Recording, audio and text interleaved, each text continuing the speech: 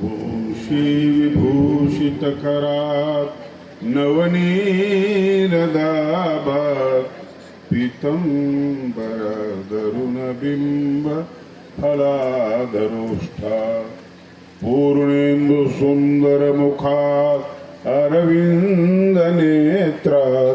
कृष्णात् परं किमपि तत्त्वमहं न जाने कृष्णात् परं किमपि तत्त्वमहं न जाने। आता जळो हे जियाले ये तुले जन्म वाया गेले आयुष्याचे कडिलेख उरले ते तरी ईश्वरा दे। पंचकृष्ण प्रबोधन।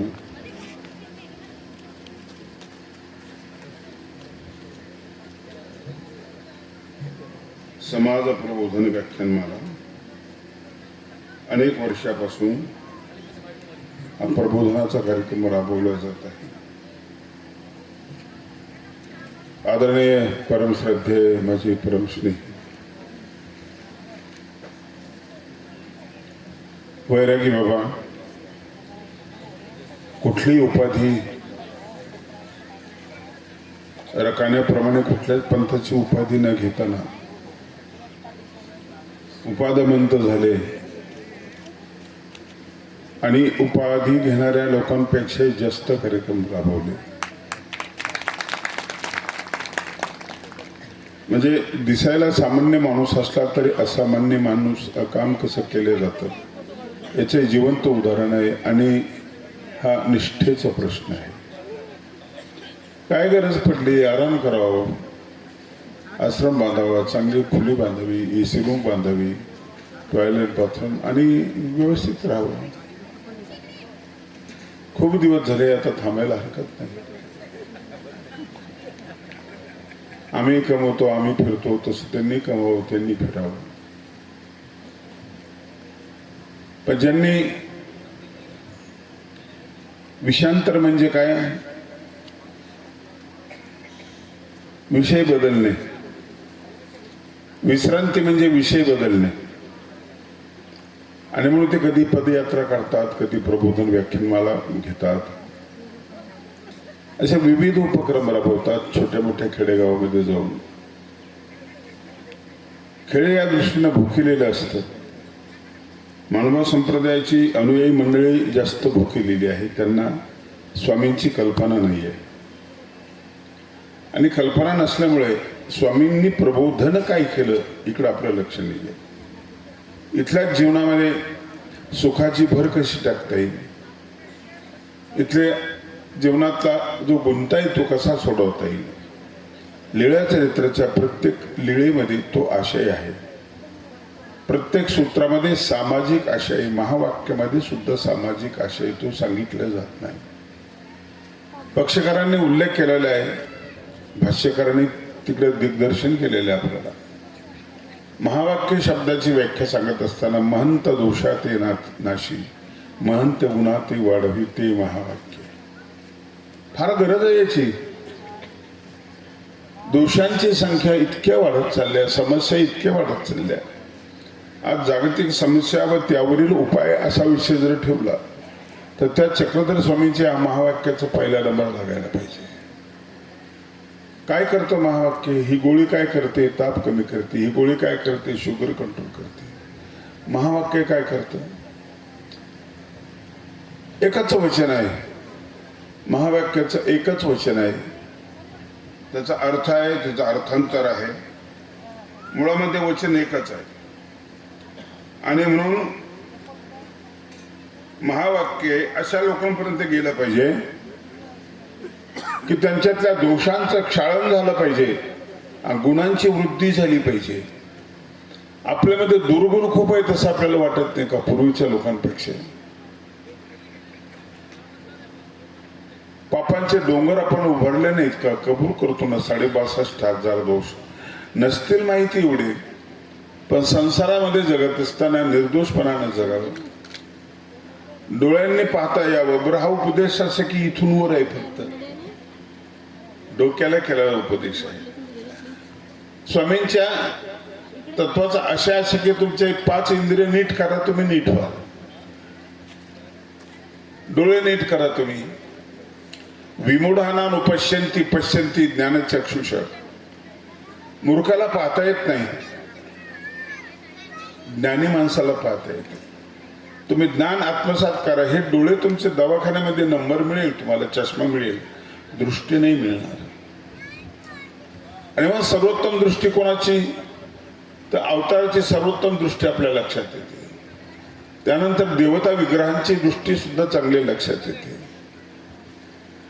जटायूनी अलंकार सगळे खाली टाकल्यानंतर रामाने हातामध्ये उचलले सीतेचे अलंकार म्हणून लक्ष्मणाकडे दिले. लक्ष्मणा बघ बरं, अलंकार तुझ्या भाभीचे आहेत काय?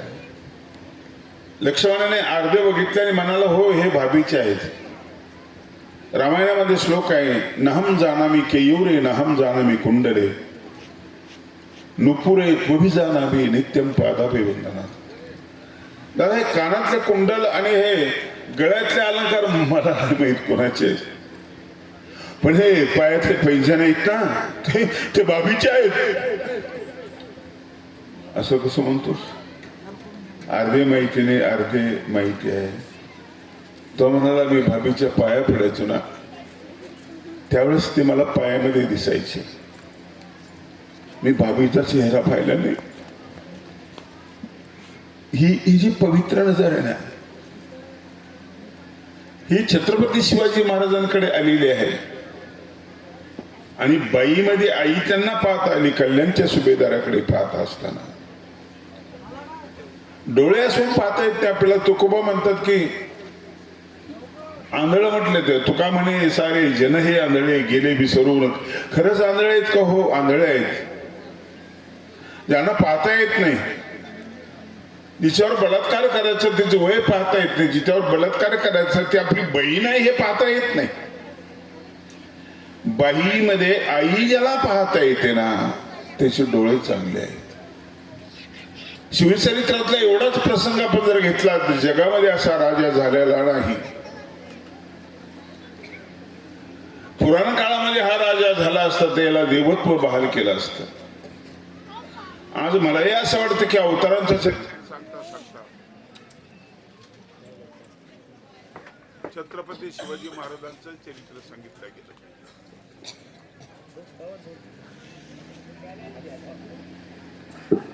यासाठी सांगितलं गेलं पाहिजे.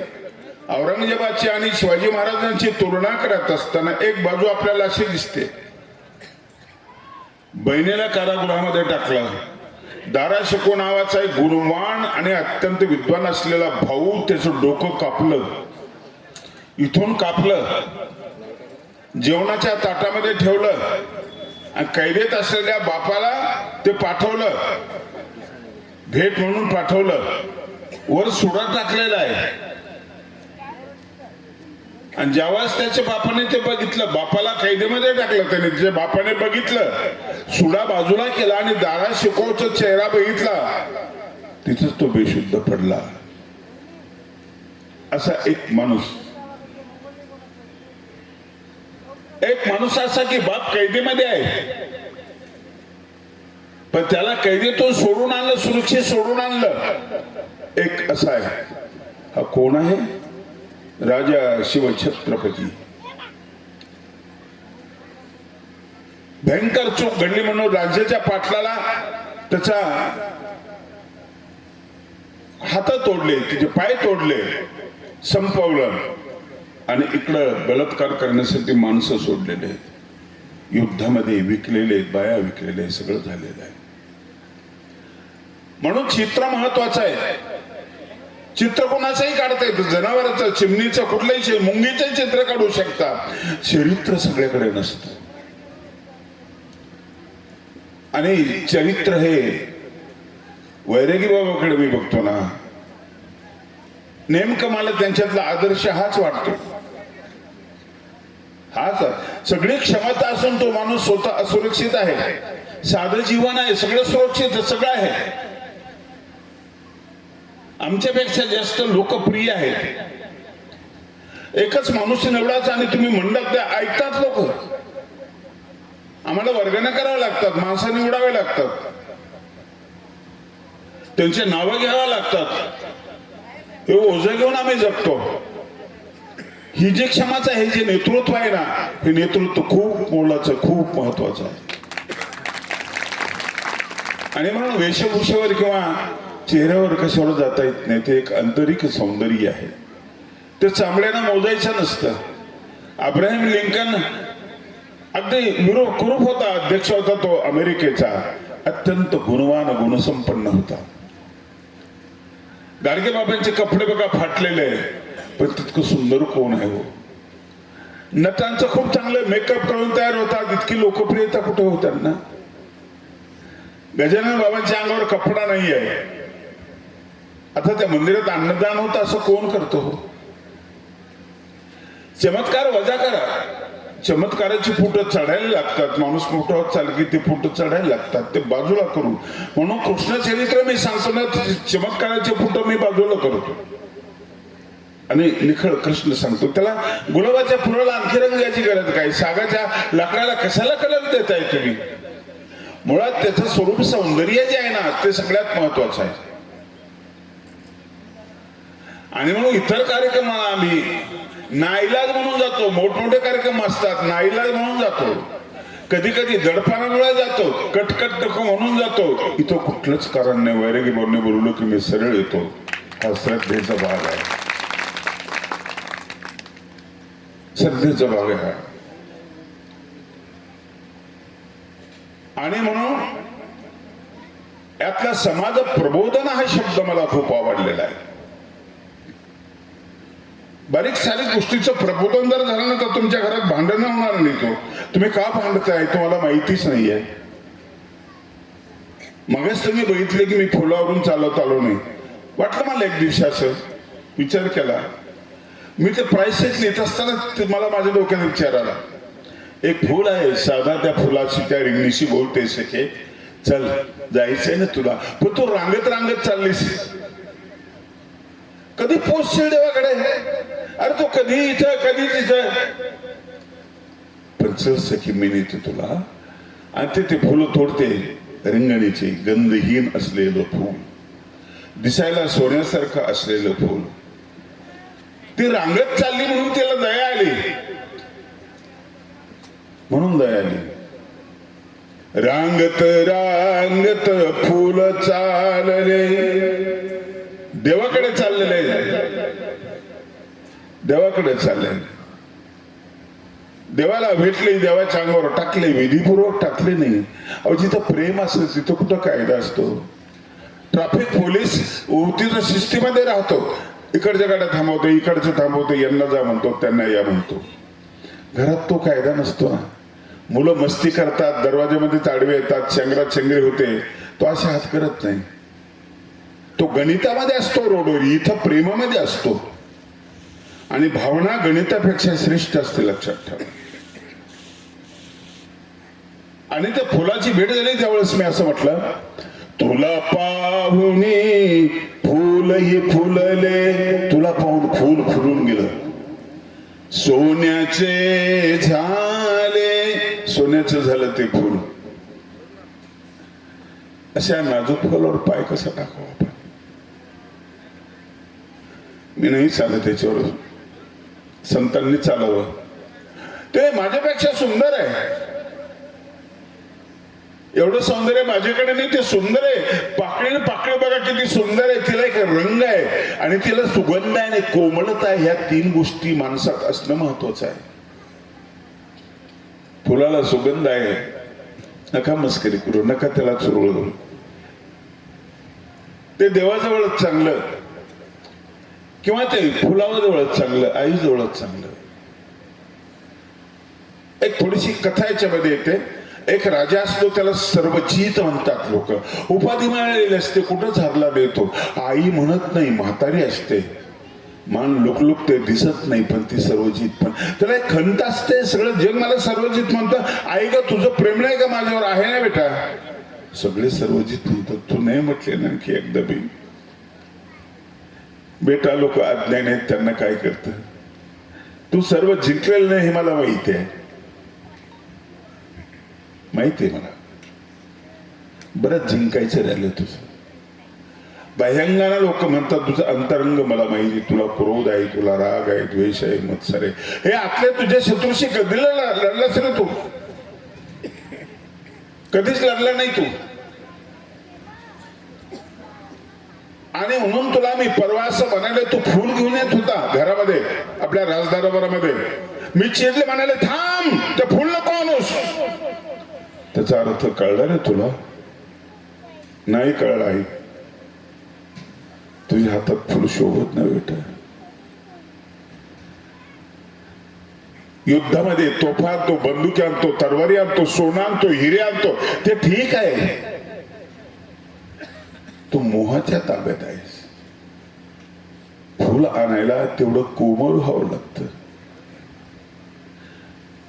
तेवढं मुलायम व्हावं लागतं, तेवढं सुगंधी व्हावं लागतं. सुगंध पसरतो ना, जाहिरात करत नाही. नाही कस्तुरी कामोद शपथ हे नवी भव्य. ते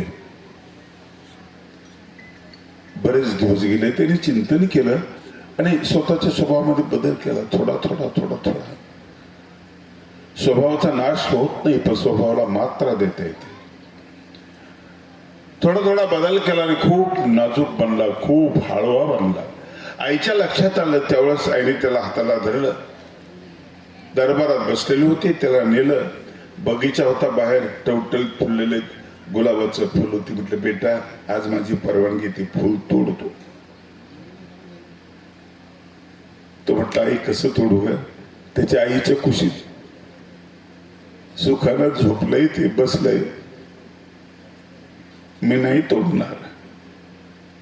आईने पाठीवर थाप मारली, म्हणाले बेटा आता तो फुल झालास, उसने कसं आणतोस? तूच फुल आहे. यत करोशी यदस्नाशी यज्जोशी ददाशी यत तपस्यशी कोणते येतात करू शिवमदरपणा. माणूस फूल होतो, माणूस काटा होतो, काय होत नाही माणूस.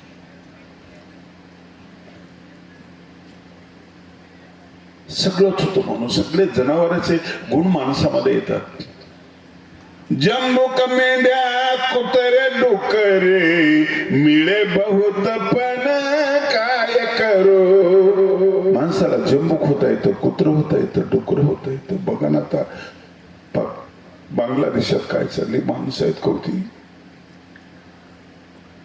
लहान लहान मुलींवर अत्याचार. माणसं कापतायत, मंदिरं उद्ध्वस्त करतायत. कुठलंच जनावर असं नाही हो, कुठलंच नाही. म्हणून जंगलातल्या जनावरांनी जंगलतोड केलेली नाही आहे. खूप चांगले आहेत ते, माणसांनी तोडलेत. त्यांना निराश्रित केलं. पाण्यामध्ये मासोळ्यांनी पाणी घाण नाही केलं, खेकडा असं का नाही केलं, आम्ही केलं. कारखान्याचं पाणी मी त्याच्यामध्ये टाकलं. जंगल खराब केलं, पाणी खराब केलं, हवा खराब केली. कुठलं जनावर आहे हो? साप चावला तर त्याला औषधी आहे, त्याला इंजेक्शन दिलं की तो वाचतो माणूस. माणूस चावल्यावर कुठे औषधी त्याला?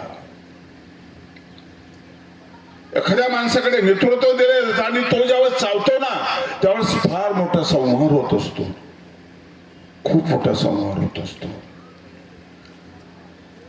आणि म्हणून आजची जी उभी मी निरूपणाला घेतलेली आहे ती उद्धव गीतेतली आहे. उद्धव गीतेने 1235 मध्ये लिहिलेला हा ग्रंथ आहे. भास्कर भट्टाने, ज्याची प्रतिभा आणि कविता शक्ती एवढी मोठी होती, वर लिंबू हाताने फेकायचे, खाली येईपर्यंत एक श्लोक तयार करायचा. आम्हाला कोणी जर म्हटलं की तुम्ही फक्त काना, आम्हाला कांता सुद्धा येणार नाही. किती वेळ कमी आहे, लिंबू खाली येईपर्यंत एक श्लोक तयार करायचा.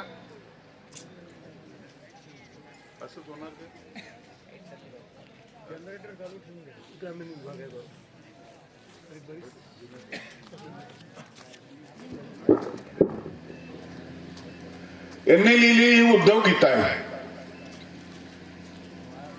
उद्धव गीता म्हणजे उद्धवाला सांगितलेली.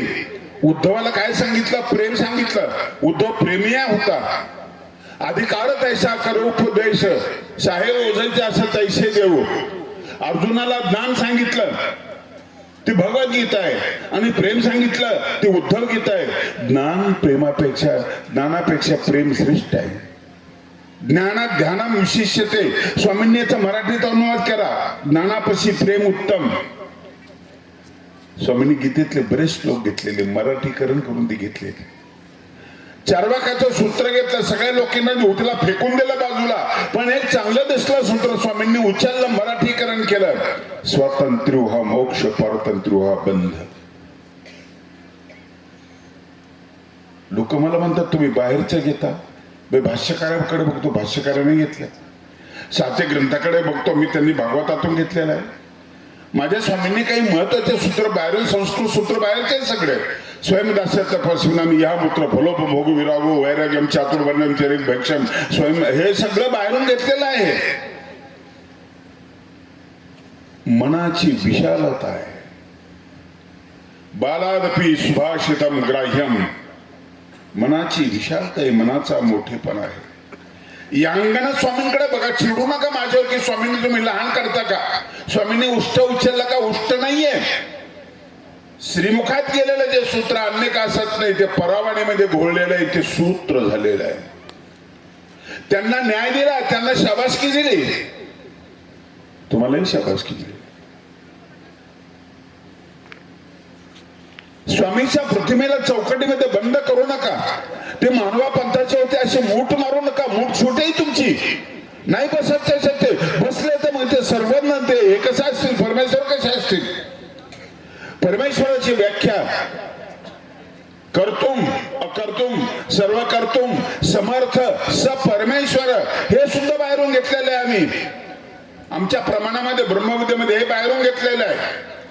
कर्तुम म्हणजे करण्यासारखा आहे, तो करण्यासारखा आहे, ते करतो. करण्यासारखा माणूस आहे, माणूस करतो. पुढचा टप्पा अकर्तुम, करण्यासारखं नाही ते तो करतो.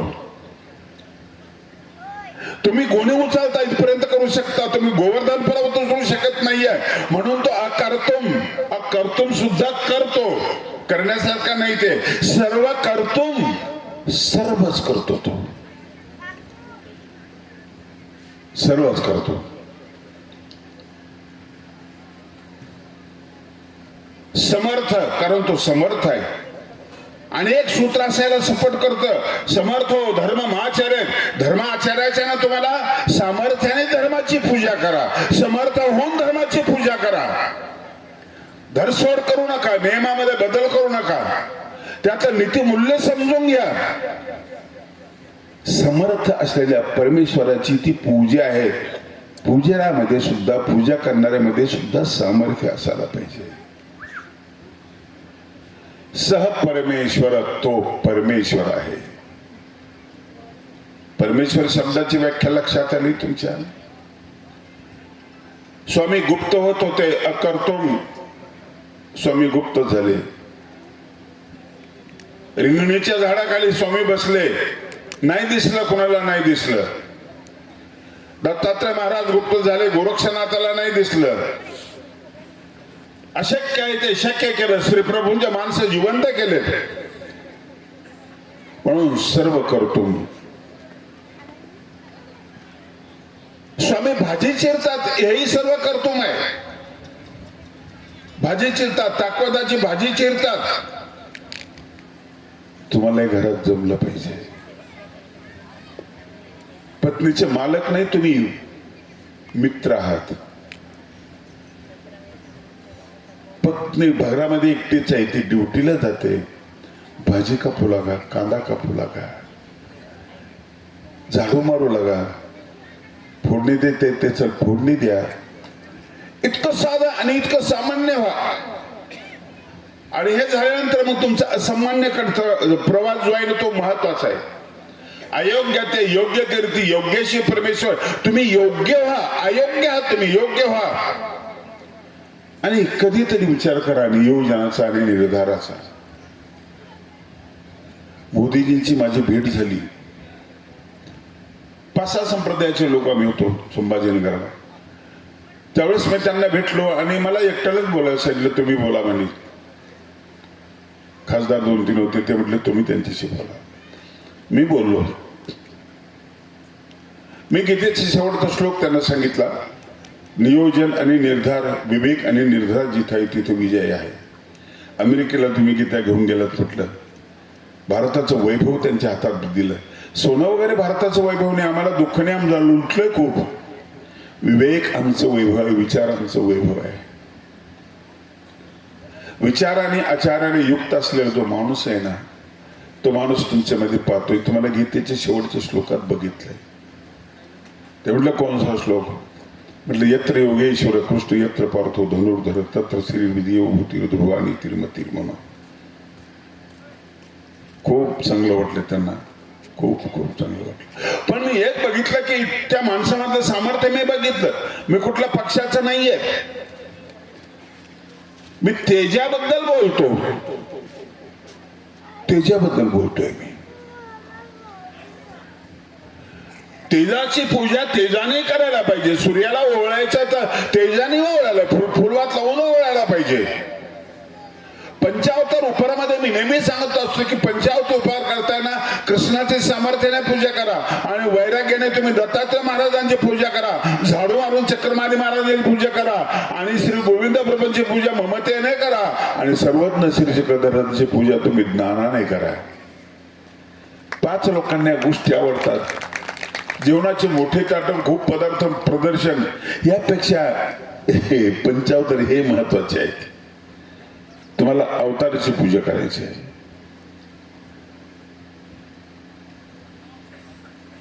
आणि म्हणून सामर्थ्य महत्वाचं आहे. सामर्थ्य तुमच्या वेशभूषेवर अवलंबून नाहीये. आमच्या पूर्वजांनी ग्रंथ लिहिले, 100 अध्यायाचे ग्रंथ झाडाखाली बसून लिहिले. एअर कंडिशन जर असतं तर मग जरा बरं वाटलं असतं. सुविधाच कुठल्या नव्हत्या. किती बाणे करतात आपले मुलं. केलं असतं पण ते अमुक नव्हतं, केलं असतं मग तमुक नव्हतं. झाडाखाली बसून लिहिले, शिळे कुटके खाऊन लिहिले. झाडाखाली झाड उगवत नाही असं लोक म्हणतात. झाडाखाली ग्रंथ निर्माण केले, 6,500 ग्रंथ. हे आहे सामर्थ्य.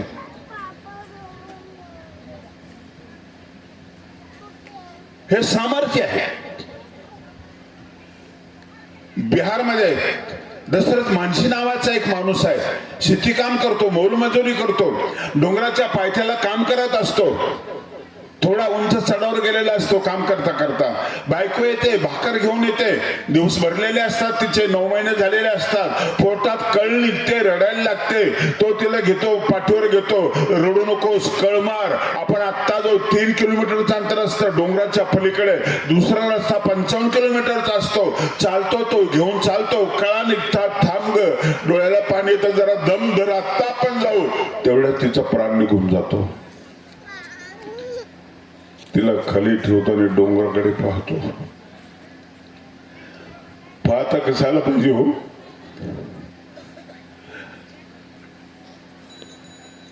चढता चढता माझी बायको मेली. मी तुला फोडून टाकणार, फोडणार मी तुला. अंत्यविधी झाला, त्याने डोंगर खोदायला सुरुवात केली. टिकास पावडर टोपलं, बस एवढंच. लोक हसायला लागले. लोक म्हणायला लागले पावेळ झाला असं पुस्तक कोरल्या जाईल का त्याच्याकडून, एकट्याकडून? हे काय रोजगार आम्ही येऊ जाणार? सरकारचं काम आहे काय? काम चालू होतं. अर्ध्यापेक्षा जास्त रस्ता तयार झाला. लोक भानावर आले. म्हटलं चला मदत करा, आपला सगळ्यांचा फायदा आहे. 55 किलोमीटर वाजतात ना प्रत्येकाचे. सगळा रस्ता तयार झाला. डोंगराकडे बघितलं, म्हटलं आता कोणाचीच बायको मरणार नाही. ताजमहल बांधला, पतीवरती पत्नीचं प्रेम दाखवलं. ताजमहल तर ममतावर इतकं काही प्रेम 14वा अपत्य होतं. ते खरं प्रेम दाखवलं डॉक्टर मांझीने, दशरथ मांझीने प्रेम दाखवलं. सामर्थ्य आहे. एका माणसाकडे एवढं मोठं सामर्थ्य आहे. म्हणून समर्थ हो धर्ममाचरे. धर्माचे आचरण करत असताना तुमच्यामध्ये सामर्थ्य निर्माण करा. सामर्थ्य निर्माण करा. पर्वताच्या त्या गुहेमध्ये बसून लोक कविता करत होते. काही नव्हतं खायला. त्यावेळेची भावना किती चांगली होती कवितेतली. पृथ्वीचं स्तवन केलं, सूर्याचं स्तवन केलं, सगळ्यांचं स्तवन केलं, जड वस्तूचं स्तवन केलं. जड वस्तू शिकवते आपल्याला, जड वस्तूचं स्तवन केलं. कितनी ममता है नदियों में माता कह के बुलाते,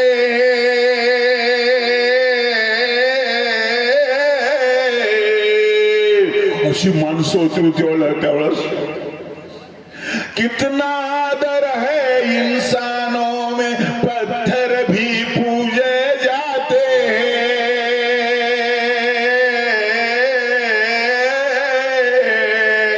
हे अलीकडचं गाणं असं वाटलं रे, गंगा मैया यमुना मैया. किती विशाळ हृदयाची माणसं होते. गो माता का, त्याची कारण समजून घ्या.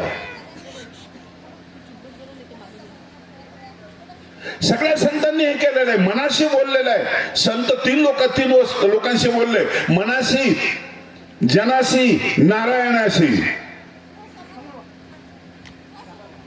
ज्ञानेश्वर महाराज बोलतात स्वतःच्या मनाशी, रोणू झुनू रे भ्रमरा, रोणू झुनू रे भ्रमरा, साणी तू अवगुणू रे भ्रमरा, साणी तू अवगुणू रे भ्रमरा, रोणू झुनू मोकळ होतो, मोकळ होतो. फुलाशी संवाद साधा. भैरबाई म्हणाच्या, फुलोजीराव कसं आहे तुमचं, बरं चाललंय ना.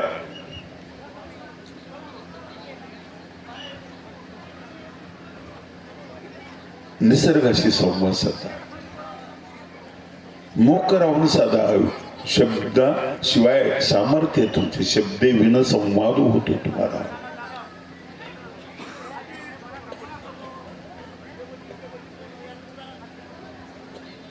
आणि म्हणून हा कार्यक्रम तुमच्या सामर्थ्य निर्माण करणार आहे. तुम्हाला रडता आलं पाहिजे, हसता आलं पाहिजे, रुसता आलं पाहिजे. लीला चरित्राची एकच बाई चांगली होती, औसा रुसायची, देवतीच्या पाठीमागं पळायचे. अहो तुकोबाच्या अभंगामध्ये रुसणं खूप आहे, खूप आहे. मजा आहे त्या रुसण्यामध्ये, त्या भांडण्यामध्ये मजा आहे. जनाबाई भांडते, अरे विठ्या विठ्यामुळं माईच्या कारट्या, तुझी माय काय रणकी झाली, सती सावित्री चुडायला आली. भांडणाचं ते एक दुसरं स्वरूप आहे. भांडण किती गोड असतं. पाहुणे आपल्या घरी आले, जवळचे आहेत, प्रेमातले आहेत, जाता जाता भांडतात आपल्या मालकाला, काळजी घेत जा, पथ्य पाणी सांभाळत नाही तुम्ही, गोड खायचं नाही, ऐ ताई गोड खायचं द्यायला, गोड नाही खायला द्यायचं, पैसे कमी पडले का मी पैसे देतो, तब्येत कशी झाली तुमची, परत हा निष्काळजीपणा आम्हाला नाही आवडणार, तब्येत दुरुस्त करून घ्या, पाय सुटले तुमचा, चेहरा सुटलेला आहे, हे काही चांगलं नाही. किती गोड भांडण होय, काळजी घेणारं हे भांडण आहे. औसाचं असंच भांडण आहे. आम्ही आहिरी देशाची माणसं, दीक्षिताची कन्या, उपासन्या, काय अहंकार जागा होतो आणि देवाला झापते. देव माघार घेतात, नाही बाई हे खेळीन नले, हे माघार घेणं आहे. किती गोड आहे हो माघार घेणं सुद्धा. हरणं किती गोड असतं. मी नाही हरणार कृष्ण म्हटला, मी शस्त्र हातामध्ये धरणार नाही कृष्ण म्हटला. कृष्ण भीष्माने प्रतिज्ञा केली, भगवान मैं तुझे शस्त्र उठाने के लिए मजबूर करूंगा. झालं तसंच झालं. आणि ही माणसं जखमेची पूजा करणारी लोक आहेत. सगळ्या जखमा तशा नसतात. एखाद्याचा कान तुटला युद्धामध्ये, त्या कानाबद्दल आपल्याला अभिमान वाटतो. एखाद्याचा डोळा गेला, त्या डोळ्याबद्दल आपल्याला अभिमान वाटतो. कळत नाही आपल्याला गोष्ट वेगळी. एक कलेक्टर साहेब आई खेड्यामध्ये झोपडीमध्ये राहते, कधीतरी भेटायला यायचा, थोडेफार पैसा द्यायचा. एक वेळेस आई गेली शहरमध्ये, साहेबाच्या बंगल्यावर चालली. बरं की मी माझ्या साहेबाचा फोटो बघितला का नाही, पेपरात फोटो आहे. आणि आज सकाळी टीव्हीवर माझा साहेब बाहेर दिसला भाषण करताना. केवढा अभिमान हो, केवढा अभिमान. आई कशी असते हो, देवासारखी असते. आणि म्हणून माझ्या श्री चक्रधर स्वामींनी आई महोत्सव पहिल्यांदा केला वेरूळला. बाई तुम्ही माय की, मायेचा ठाई आणि येतं सकळ ही सामाय की. तू माझ्या एवढीच आहेस, तुझं उदर एवढंच आहे, प्रेम एवढंच आहे. बाई तू माय आहे, ईश्वरा इतकी आहे. ईश्वर प्रत्येकाच्या घरी जाऊ शकत नाही, म्हणून त्याचा प्रतिनिधित्व करून गेलेले घरोघर आहेस तू. मायाबाई वेरूळला केला हा महोत्सव. शब्द लक्षात ठेवा माझ्या. आई महोत्सव. सामाजिक तत्व याच्यामध्ये न सुद्धा ज्ञानाच्या गोष्टी करू नका. मोक्ष मिळाल्यावर तुम्हाला आनंद मिळेल, पण इथं काय करायचं? इथं सुख तर मिळायला पाहिजे, सुख मिळायला पाहिजे. या ठिकाणी परमेश्वर सर्वज्ञ आहे ना, आई काही बाबतीत सर्वज्ञ आहे. आपल्या लेकराच्या बाबतीत अपना नहीं तुझे सुख दुख कोई. तुला तुझं सुख दुःख काहीच नाही. अपना नहीं तुझे सुख दुख कोई. मी हसलो तू हसते, मी रडलो तू रडते. तेरे हंसने पे मेरे रोने पे तू बलिहारी है. ओ माँ, ओ माँ, ओ माँ, ओ माँ. कितनी अच्छी है, कितनी भोली है, प्यारी प्यारी है. तशी जायचो. मला भूक लागली तुला कळते, जाऊ दे तुला कळते, न सांगता तुला कळते. मला तहान लागली तुला कळते. आई महोत्सव तुम्ही करत जा, मी कधी. आई म्हातारी झालेली, वाढदिवस करा ना, सगळ्या परिवाराला बोलवा ना. तुमच्या तर चालूच आहे वाढदिवस लहान लेकरापासून. माणसं जास्त वाढदिवस करून घेतात. नाबाद 75 कुठे गेलताच खेळायला. मेला नाही म्हणून जगला आहेच काय तुझ्याकडे.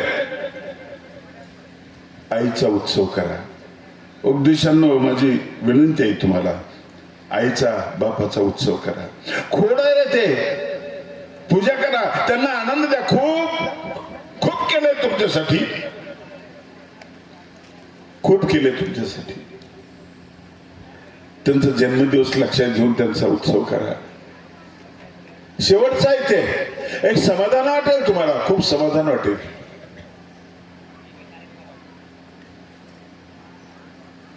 आणि म्हणून भारतीय संस्कृती यामुळे मोठी आहे.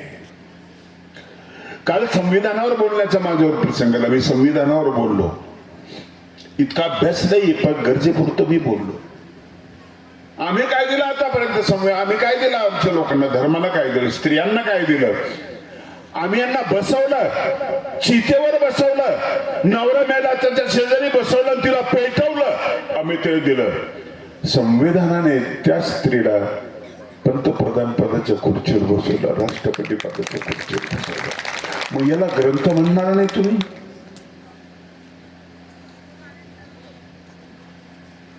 मूर्ख माणसाच्या मतदानाला तेवढीच किंमत, राष्ट्रपतीच्या मतदानाला तेवढीच किंमत. ही समानता आणली संविधानाने. पण त्या चौकटीतल्या माणसाकडे तुम्ही बघता, स्वतःला बाजूला करताय तुम्ही. चौकटी फोडा रे तोडा. माझे स्वामी हे सगळ्यांचे होते, सगळ्यांचे. आज सगळ्यांच्या उद्धाराचा हेतू त्यांनी निर्माण केला. सगळे मार्ग त्यांनी स्पष्ट केले, सगळे मार्ग. चतुर्विधा भूतग्राम अभय. अभय किती महत्वाचं आहे. तुम्ही घाबरलेले असाल तर जेवण चांगलं लागत नाही, झोप लागत नाही, काही होत नाही, काहीच होत नाही. तुकोबाचा एक अभंग आहे, भयाची आहे पोटी दुःखाची आहे राशी, शरण देवाशी जाता भले. भयाच्या पोटात दुःख आहे, निर्भयाच्या पोटामध्ये सुख आहे. फुटपाथवर झोपतो तो माणूस भिकारी. एसी रूम नाही, गुड नाईट नाही, काहीच नाही, पंखा नाही, काही नाही. त्याच्या झोपेची फायरिंग बघून इकडं माणसं पागल होतात. झोपेची गोळी घेतो, 1-1.5 फूट उंचीची गादी असते, एसी चालू असते, रात्रभर मासुळीसारखा तळमळत करत बसतो. गोळ्या घेतलेल्या आणि झोप याला लागत नाहीये. आणि फुटपाथवरचा माणूस काहीच नाही, निर्भय अगदी. चोर आहेच काय चोर? लोक मारतील कशामुळे, कोणासोबतच वैर नाही.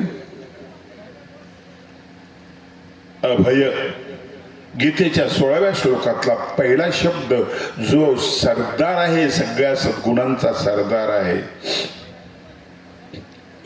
भय इथले संपत ना, कधीच न संपणार आहे, पण ते संपत.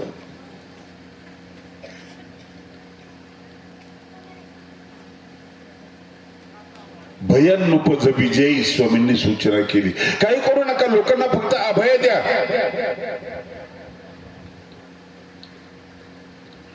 ऐकणाऱ्या कोणाला कानात येऊन सांगू दे की तुमचं घर उघडच आहे, कोणीतरी मध्ये गेलंय, घरात कोणीच नाही. प्रवचन ऐकते का त्याला? नाही त्याला. एक माणूस प्रवचन बसला असा समोर, मला खूप चांगला वाटला, सगळ्यात चांगला श्रोता वाटला. म्हणजे याच्यासाठी बोलायचं आपल्याला. तो कधी असं करायचा, कधी असं करायचा. मला वाटायचं वा म्हणतोय, अरे वा म्हणतोय, असं वाटतं. प्रवचन संपल्यानंतर त्याला म्हटलं, खरंच तुम्ही श्रोते बरं का, अकलन शक्ती चांगली तुमची, आणि मन लावून तुम्ही ऐकलं. तुम्ही तसं काही नाहीये. म्हणलं तुम्ही असं करत होते. घरून आलो ना त्यावेळेस मी ती कुलपाची चाबी लावली, ती अशी फिरवली का अशी फिरवली माझ्या लक्षातच नाही. म्हणून मी असं करत होतो. अभय प्रवचन ऐकू देणार नाही. ड्रायव्हरने मला जर चिठ्ठी पाठवली, बाबा आपल्या गाडीतलं सगळं सामान गेलं, मलाही बोलता येणार नाही. कारण भय.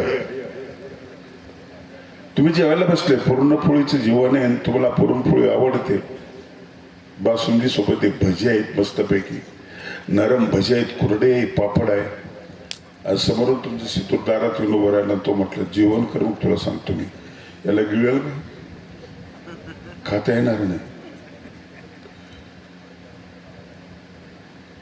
आणि म्हणून विश्वाचा विचार ज्ञानेश्वर महाराजांनी केला, ब्रह्मांडाचा विचार आमच्या स्वामींनी केला. तेही चांगलं आहे, हेही चांगलं आहे, पण ब्रह्मांडाचा विचार म्हणजे किती मोठा विचार आहे.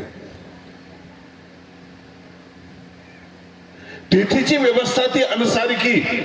आज विज्ञान म्हणते की सृष्टीसारखं वातावरण बऱ्याच ठिकाणी आहे, पण तिथली व्यवस्था वेगळी आहे. अब एलियन्स पाहतो ना आपण आता, त्यांचे कान, नाक, डोळे, शरीर सगळं वेगळं आहे, आकार वेगळे, इंद्रिय कमी जास्त, सगळी व्यवस्था आहे. अनंत ब्रह्मांडाचं हे सकळ जीवात चिंती, हा विचार महत्वाचा आहे. प्रबोधन तुमच्या पर्यंत पोहोचलं पाहिजे, तुमच्या पर्यंत.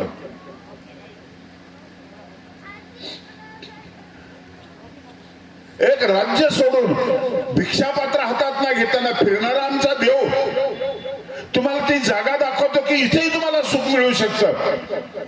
ठेवले अनंत तैसेची नावे, इथेही तुम्हाला सुख मिळतं. तिथं लोकांना सुख वाटतं, गाड्या घोड्या बंगल्या अमुक, इथेही सुख मिळतं. बघा ना, मी सुखात आहे. तिथल्या लोकांना सोन्याची अपेक्षा आहे, प्रेतामध्ये सोनं टाकून आणतात विदेशातून. माझ्यासमोर सोनं पडलेलं आहे, मी बघितलं सुद्धा नाही तिच्याकडे. कसले डोळे आहेत स्वामींचे. देवगिरीचा राजाने स्वामींच्या समोर लोणाला सोनं ठेवलं. स्वामी तिकडे बघितलं नाही, मातीकडे बघितलं, त्याच्याकडे बघितलं. स्वामी उठले आणि निघून गेले. समलोष्टाश्म कांचन. हे तुम्हालाही जमतं, तुम्हालाही जमतं. किती मोठ्या दोषातून मुक्त व्हाल तुम्ही. चोरीच्या दोषातून मुक्त व्हाल तुम्ही, जारीच्या दोषातून मुक्त व्हाल. इथलं जीवन स्वामी सांगतात,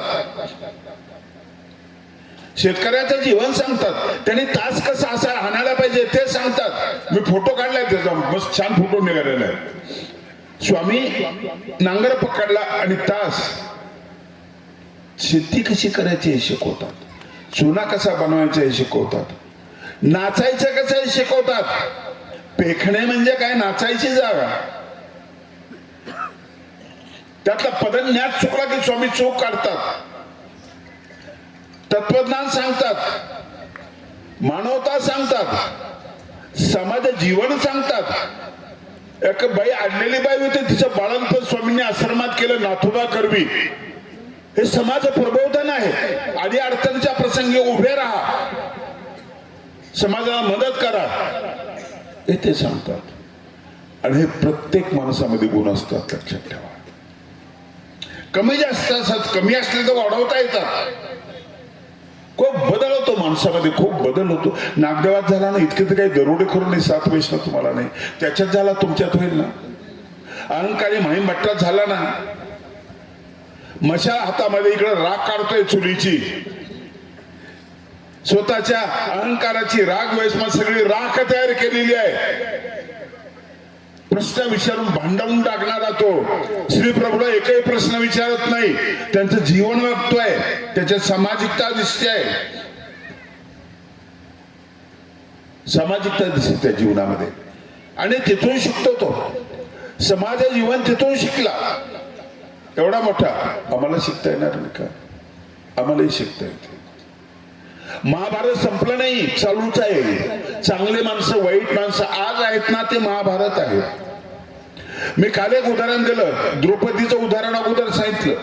तिच्या वस्त्राला हात घातला दुःशासनाने, ती उडवायला लागली, कपडा आवरायला लागली कपडा. प्रश्न होता इज्जतीचा, नग्न करणार हा.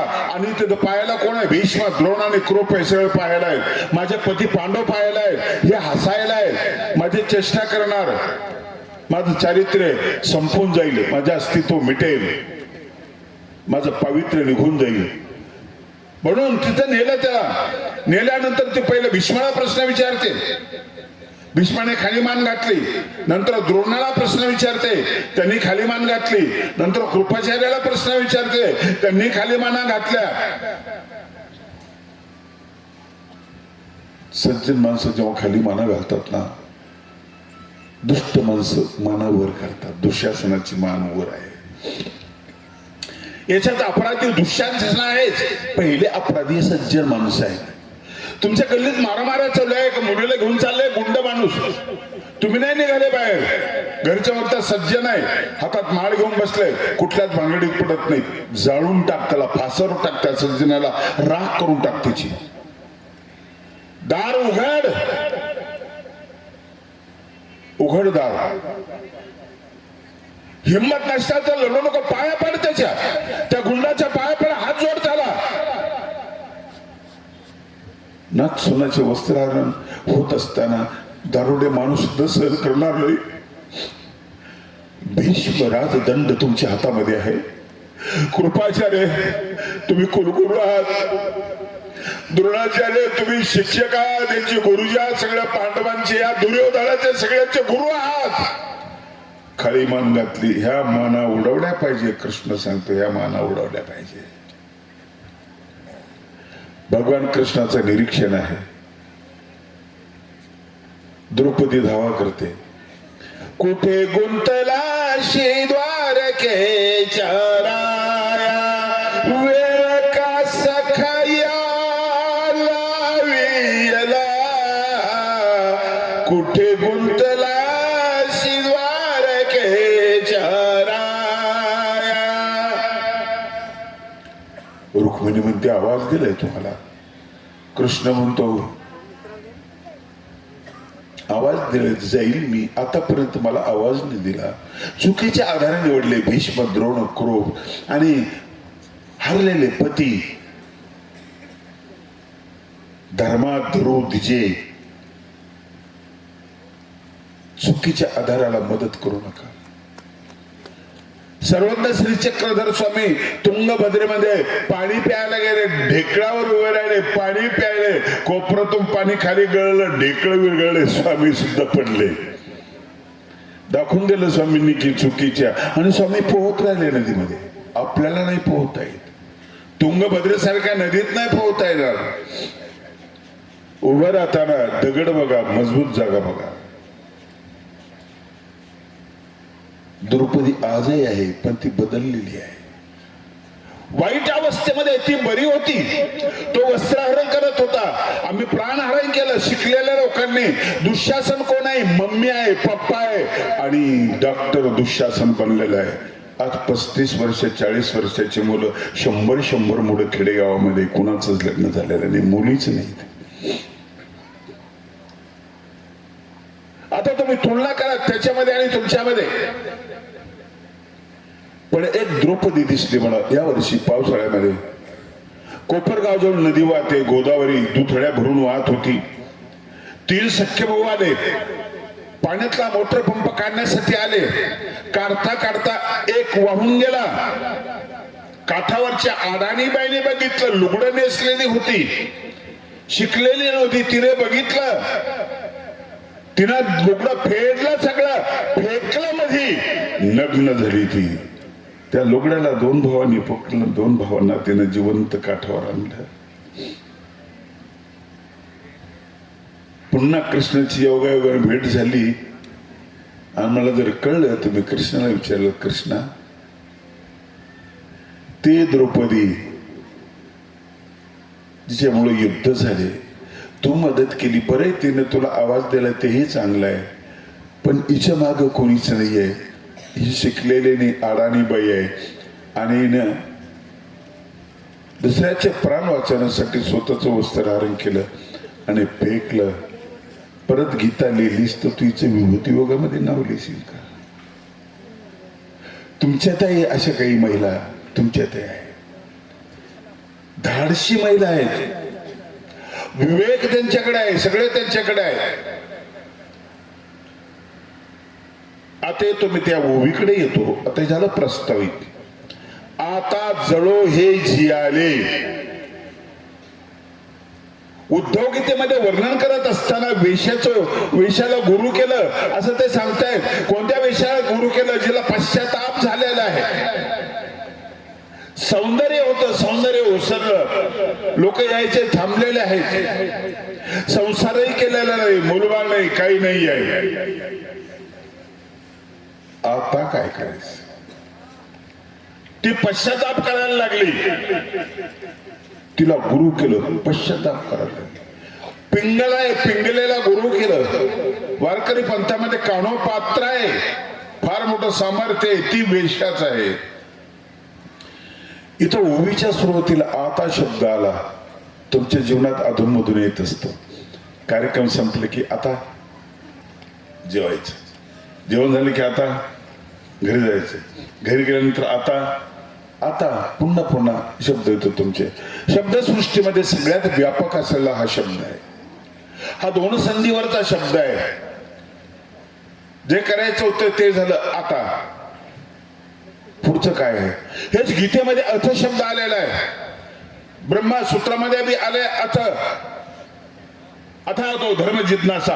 अथ म्हणजे आता, अथ म्हणजे यानंतर, अथ प्रथमोध्याय, अथ द्वितीयोध्याय. असं तुमच्या जीवनामध्ये आता हा शब्द परत परत येत असतो आणि तो सूचना करत असतो. जे केलं ते चुकलं, आता बिनचूक करायचंय तरी आम्ही चुकतो. परत चुकलं, आता ते यश मिळालं नाही म्हणताय तुम्ही, काही खरं नाही. खूप कष्ट केले, खूप काबड कष्ट केले. एक प्रवचन करा म्हणा, खूप कष्ट केले बाबा, इतका फिरलो, प्रवचनाचं मानधन चांगलं होतं, लोक पैसे द्यायचे. हा बंगला बांधला 3 मजली. म्हटलं आता बंगला बांधला त्यावेळेस वाटलं आता सुख आहे. मग आता काय झालं? 4 सोनाई फणी मला मध्ये बोलू देत नाही. तुम्ही मध्ये बोलायचं नाही म्हणतात. मला मोकळं करून टाकलं. माझ्या तोंडाने शब्दाने माझ्या बंगला तयार केला आणि या लोकांनी मला मोकळं करून टाकलं. आता म्हटलं घ्या दीक्षा घेऊन टाक. आता प्रत्येकाच्या डोळ्यासमोर आहे. आता म्हातारपण सुरू झालेलं आहे काही लोकांचं. त्यांनी आता शब्दची बैठक घेऊन नियोजनाला सुरुवात करायला पाहिजे. अधिकार सोडणे. म्हातारपणामध्ये जास्त बोलावं वाटतं, बोलू नये, इंटरफेअर करायचं नाहीये, काहीच करायचं नाही. पुढे आणखी तुम्ही थकाल, नातवांच्या मागे पळणं होणार नाही, तुम्हाला दम लागेल. त्या पायऱ्या चढणं होणार नाही, तुम्हाला दम लागेल. मग आता काय करायचं? सुनवायचं. जमलं तर जमलं, तिला तुम्ही गोड बोलले, चांगलं बोलले तर ठीक आहे, नाही तर मग आता वृद्धाश्रमात चालूच आहे की नाही? हे सगळं चालूच आहे. नव्हता हो पहिले वृद्धाश्रम. आज हे गडचिरोली परिसरामध्ये लोकांना घरं नाही राहायला, आदिवासी लोक राहतात ना, वृद्धाश्रमात बापाला पाठवत नाही, झाडाच्या बुडाला बसवतात सावलीला आणि त्यांच्या हाडांची पूजा करतात. मातृदेव भव, पितृदेव भव, आचार्य. त्यांना हे श्लोक माहिती नाही, हे मंत्र माहिती नाही, त्यांना ते पाळतात. वृद्धाश्रमात जा, विचारा म्हाताऱ्यांना, मुलगा काय करतो? इंजिनियर आहे. तुमचा मुलगा काय करतो? डॉक्टर आहे. तुमचा मुलगा काय करतो? प्राध्यापक आहे. नको वाटतं घरी नको वाटतं, काही सहन होत नाही. आता पहिल्यासारखं राहिलं की काम होत नाही, काही होत नाही, दिसत बी नाही, ऐकू बी येत नाही, आठवणीत बी राहत नाही, सारखे घरचे बोलत बसतात. आता काय करायचं? आणि शेवटचा एक आता येतो, तुमचा जन्म झाला, बोलता आलं की आता सुरुवात होते तुमची. तर हा शब्द इतका ठासून भरलेला आहे तुमच्या जीवनामध्ये, चरित्रामध्ये. भास्कर भट्टांनी तो निवडला. आता जळू हे जियाले. कळायला लागलं मला, आता संसार केला, लाभाड्या केल्या, अमुक केलं, मी पुढे सुद्धा खाल्ली तंबाखूची, पण दुसऱ्याचीच खात राहिलो, माझी कोणाला दिलीच नाही, मी घेतलीच नाही विकत, चहा दुसऱ्याचीच पित राहिलो, सगळं दुसऱ्याच करत राहिलो. आत्ता काय करायचं? कमवलं, हाडाच्या काड्या केलं, रक्ताचं पाणी केलं, डोक्याचं खोकं केलं, ऐकत नाही कोणी. आत्ता काय करायचं? सोयरेधारे ओळखत नाही, काही किंमत देत नाही, म्हातारं तेच बडबडतं, आठवणीत राहत नाही, पुन्हा तेच सांगतं. आत्ता काय करायचं? आता पराधीन नक्की होणार तुम्ही, शेवटी पराधीन होणार, निराश्रित होणार. जेव्हा पराधीन झाले त्यावेळेस गांधारी, धृतराष्ट्र, हे सगळे विदुर काका, हे सगळे जंगलामध्ये गेले. त्यांच्या डोक्यात झालं की आता काय करायचं? आता काय करायचं? यादवी वाजली, मारामारी सुरू झाली, भगवंताच्या डोक्यात आला आता काय करायचं? एकांतामध्ये गेले भगवान श्रीकृष्ण, एकांतामध्ये गेले. एका व्याधाने बाण मारला, हरणाचं तोंड समजून बाण पायाला लागला. त्याला कळलं कृष्ण आहे म्हणून हरण नाही, पळत आला, रडायला लागला, डोकं पायावर ठेवलं, ढंटसर रडायला लागला. आत्ता काय करायचं? कृष्णाने त्याला गीता सांगितली.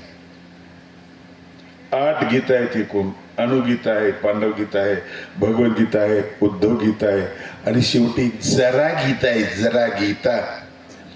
शेवटच्या क्षणापर्यंत तुम्हाला आता काय करायचं सांगा. विवेक केला की चांगलं करता येतं तुम्हाला, काही क्षणामध्ये चांगलं करता येतं तुम्हाला. जरा गीता, त्या गीतेचं नाव आहे, माझ्या पाण्यात नाही पण विद्वानांनी सांगितलेलं आहे. जरा गीता सांगितलं. काय त्याचा विषय? घाबरू नकोस, मलाच ते करायचं, मला जायचं निमित्त पाहिजे होतं, तुझं काही चुकलेलं नाहीये, कुठल्याही क्षणामध्ये काहीही करता येतं, कुठल्याही क्षणामध्ये. आपल्याला हे सगळं गृहीत धरून, आपलं जीवन, अस्थिर जीवन गृहीत धरून, आपले चुकलेले अंदाज गृहीत धरून खूप चुकतो माणूस. तुकोबाने अभंग आता तरी पुढे हाचे उपदेश, नका करुणाश आयुष्याचा. आता तरी, आता उपदेश करतो तुम्हाला मी. आयुष्य सुंदर आहे, फार सुंदर आहे, ते स्वतःच सुंदर आहे, स्वतःच महाग आहे, स्वतः सुंदर आहे, खूप किमती आहे ते.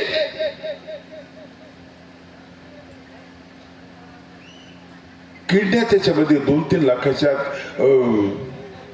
वाल आहे, हृदय आहे, रक्त आहे, अक्कल आहे, डोक्यामध्ये रक्त तयार झालं नाही आजही, ते रक्त आहे, अक्कल आहे, निर्णय घेण्याची क्षमता आहे. केवढ्या किमतीचा माणूस आहे. न सुद्धा सांगड्या घेतल्याला 12.5 कोटी रुपये लागतात. जयपूरचा पाय घेतो ना आपण, असं डोकं मिळतं, सगळं मिळतं, सगळं मिळतं, पैसे इतके लागतात. प्लॅस्टिकचं मिळतं पण नाकावर माशी बसलेली कळत नाही, संवेदना मिळत नाही ना, संवेदना मिळत नाही. संवेदना फार महत्वाची गोष्ट आहे लक्षात. वेदना आपण अनुभवतो, संवेदना आपल्याला माहिती नाहीये. आता जळो हे जे आले, मी जे केलं ते जळो, आग लागो. तुम्ही आणलेली मोटरसायकल ती आता वापरली आणली ती अवळशा फोराडच आपण मांडले तिला बोट नंतर होत्या हे बाजार होते तिकडे एवढ्या किमतीची ती आता भंगार झाली. खूप दिवस टिकून गेले. आता जळो हे जी आले देऊन टाक. कुणाला भंगार मध्ये घेतात देऊन टाक. नाला कोणाला देऊन टाक. आता जळू हे जे आले जमीन तुम्ही नंतर बघतच नाही त्याच्याकडे कारखान्याकडे बघ. तुम्ही ज्यावेळेस अशक्त होता भीमर कुठंच पाहत नाही तुम्ही. नको परिवाराचा राग येतो. सगळं जळत का नाही मला काय करायचं राग येतो परिवाराचा. त्यांना किंमतच नसते. नालंदा विद्यापीठामध्ये 90 लाख ग्रंथ होते. आपली 90 लाख ग्रंथ होते हिंदू धर्माचे. जाळले सगळे जाळले. हे विचाराचे शत्रू असलेल्या लोकांनी जाळले. लक्षात आलं की हे ग्रंथ या लोकांच्या पाठ या संन्याशांच्या त्यांनाही जाळलं. म्हणलं ते बाहेरचं जाळलं हे आतलं जाळा. किती क्रूर आहे माणूस. आता जळो हे जे आले आग लावा पेटून द्या मला त्याची काही गरज नाही. जियाले म्हणजे जिवंतपण. माझं जिवंतपण म्हणजे माझा विकास होता आणि माझी गती होती. गती आणि विकासाला जिवंत म्हणतात. झाड वाळलं गती नाही विकास नाही. माणूस मेला हालचाल नाही काही नाहीये. पैलवान होता नंबर 1 ची कुस्ती करणारा आता शेवटच्या क्षणाला त्याच्या हातावर बसलेली माशीच्या हात ऐकत नाही. काय अर्थ आहे जीवनाला. असं जीवन जे क्रूर आहे जे संतापजनक आहे लोकांमध्ये फूट पाडणार आहे भेद करणार आहे जातीयता निर्माण करणार आहे. कसलं आता वातावरण कसं आहे. अरे सगळं चांगलं असून माणूस इतका कसा क्रूर बनलाय. पहिलं खायला मिळत नव्हतं आता मिळत होतं. पहिले छोट्या घरामध्ये मोठी गर्दी राहत होती. मी 80 लोकांचं कुटुंब बघितलं. छोट्या घरामध्ये झोपायला जागा नाही. काही मंदिरात झोपायला जात होते पण सुखामध्ये होते. घर लहान होते माणसं मोठे होते मोठ्या मनाचे होते. आता बंगले मोठे झालेत माणूसच नाही राहिला. मुलं विदेशामध्ये एकटा म्हातारी किंवा म्हातारा भूतासारखा राहतो. जळो हे जे आले असं जीवन काय कामाचं काय कामाचं. महत्वाचं आयुष्य गमतीचं नाहीये. तुम्हाला भाड्याने मिळते प्रत्येक गोष्ट. तुमचं हृदय तुम्हाला ऑपरेशन करायचं ना त्यावेळेस त्याला बाजूला काढून ठेवतात आणि कृत्रिम हृदय लावतात. 27,000 रुपये काहीतरी त्याचं घंटा आहे घंटा. एका तासाचे 27,000 रुपये. किती किमतीचे. डोळे किती किमतीचे. कान किती किमतीचे. किती किमतीचे आहे सगळं. पाहता ते राहिलेले नाही ते मूल्य राहिलेले नाही. जळू द्या मला त्याची. हे नैराश्य पश्चाताप येतो आणि पश्चाताप आल्यानंतर मग ती वेशाची प्रार्थना करते परमेश्वराजवळ प्रार्थना करते. ती प्रायश्चित्ताचा प्रार्थना करते. प्रभो राज सीतामसी मी विकल्पी आणि हिंसको मीची भारे भूतदेव पात्रांचा विक्षोभ झाला क्षमा कर दयाळा क्षमा कर दयाळा. थोडंसं आयुष्य राहिले काही क्षणभराचं आयुष्य राहिलेलं आहे. आता काय करायचं. डॉक्टरनी सांगितलं माझ्याकडून जे उपचार पाहिजे होते ते झाले. आता माझ्या हातात काही नाही. 2 दिवस घरीच राहू द्या. आताही सुधरा. आताही लक्षात ठेवा. आता जळो हे जे आले हे तुला जन्म वाया गेले हेच नाही. खूप आयुष्य माझं गेलं. पुन्हा जन्म कधी बायको झालो कधी नवरा झालो कधी सून झालो कधी सासू झालो. हे सगळं बदलत गेलं. आता काय करायचं कळलं पाहिजे ना. आता शब्द लक्षात ठेवा. काही क्षणामध्ये तुम्हाला मोक्ष मिळू शकतो असं गीता सांगते. अंतकालेच्या मामेवर या श्लोकामध्ये सांगते अंतकाळी सुद्धा तू माझं नाम घेतलं की तुला मोक्ष. एक हिंदी कविता आहे अनुराधा पौडवालांनी गायलेली फार छान. इतना तो करीना स्वामी जब से निकले गोविंद गीत गाके, गोविंद गीत गाके, जब प्राण तन से निकले. पूर्ण लक्ष तिकडे केंद्रित करा. शेवटचा आता या शेवटचा आठवण करा त्याची. श्री गंगा जी का तट हो, यमुना का बंशी बट हो. आता डोळ्यासमोर शोले नको, कुठला नट नको, शेत नको, बंगला नको. कृष्णा तू असला पाहिजे. श्री गंगा जी का तट हो, यमुना का बंशी बट हो. बंशी भट मला महत्वाचा आहे. त्याच्या बांबूच्या तुकड्यातून जे नाद ब्रह्म प्रकट झालं ना कृष्णा, ते भगवद्गीतेपेक्षाही चांगले. ते शब्द ब्रह्म आहे आणि त्या शब्दाला विसर पडणारे नाद ब्रह्म त्यातून प्रगट झालेलं आहे. तो मला दिसलं पाहिजे. यमुना का बंशी बट हो, मेरा सावरा निकट हो, जब प्राण तन से निकले.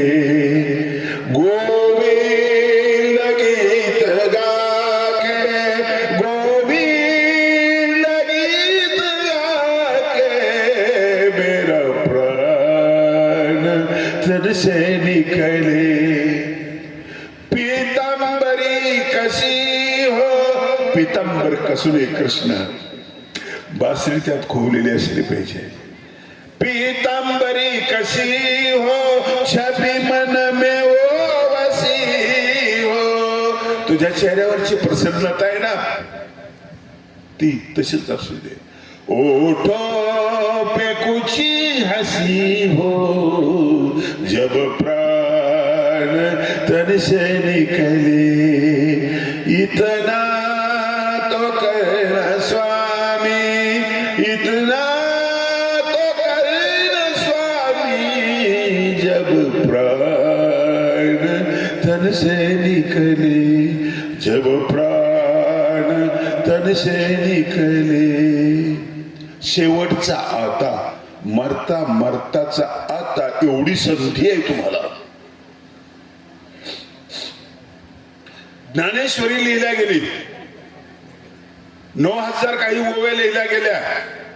ज्ञानेश्वर महाराजांच्या जीवनामध्ये तो शब्द परत आला, आता. आता काय करायचं तुमच्या जीवनामध्ये येतो. आता मुलीचं लग्न करायचं, आता वीर बांधायचे, आता अमुक करायचं, आता तमुक करायचं. शेवटचा आता येत नाही, पण ती लिहिलेली ज्ञानेश्वरी अतिशय सुंदर आहे, फार सुंदर आहे, श्रीमंत आहे. मी म्हणतो लीळा चरित्र म्हणजे मराठी भाषा कशी होती याचं उत्तर लीळा चरित्र आहे, पण मराठी भाषा कशी असावी याचं उत्तर ज्ञानेश्वरी आहे, उद्धव गीता आहे, नरेंद्राचं रुक्मिणी स्वयंवर आहे. आता शब्दाला पसायदानाच्या सुरुवातीला, ज्ञानेश्वरीच्या नंतर, म्हणून हा शब्द संधीच्या मध्ये येतो. एक प्रकरण संपल्यानंतर तो शब्द येतो, परत परत सूचना करतो. पसायदान लिहिलं गेलं. आता विश्वात्मके देवे, आता येणे वाग्यज्ञ तोषावे, तोषूणी मज द्यावे पसायदान हे.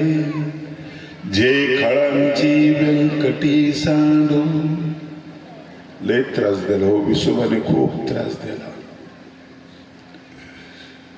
आम्ही शिव्या दिल्या असत्या, आम्ही लिखाण बी केलं असताना त्याला शिव्याच दिल्या असत्या. आता काय करायचं, आता काय करायचं. त्रास दिलाय खळांनी. जे खळांची व्यंकटी सांडो, तया सत्कर्मी रती वाढो. भूता परस्परे पडो, मैत्र जीवांचे अप्रतिमय हो, अप्रतिमय. ही प्रार्थना वारकऱ्यांपुरती मर्यादित नाही, सगळे म्हणतात. आणि आमिर खान सुद्धा म्हटला, मग ती कविता मला आवडली. म्हटला कोणती कविता विचारला. आता विश्वात्मके देवे, याचना नाही त्याच्यामध्ये, सगळ्याच्या हिताची प्रार्थना आहे. दुष्टांचं नाव सुरुवातीला घेतलं, सज्जनांचं नंतर घेतलं. नंतर त्यांना कल्पतरू म्हटलं काय काय उपाय, पण अगोदर दुष्टांचा अगोदर इतकं सोयीचं करून घेतलं. बिमार मुलाची आई काळजी घेते अगोदर, असं ती काळजी घेतली. यांना अगोदर दुरुस्ती, यांना तसंच राहू दे. खळांची व्यंकटी, व्यंकटी म्हणजे वाकडेपणा, वाकडेपणा त्रासदायक आहे.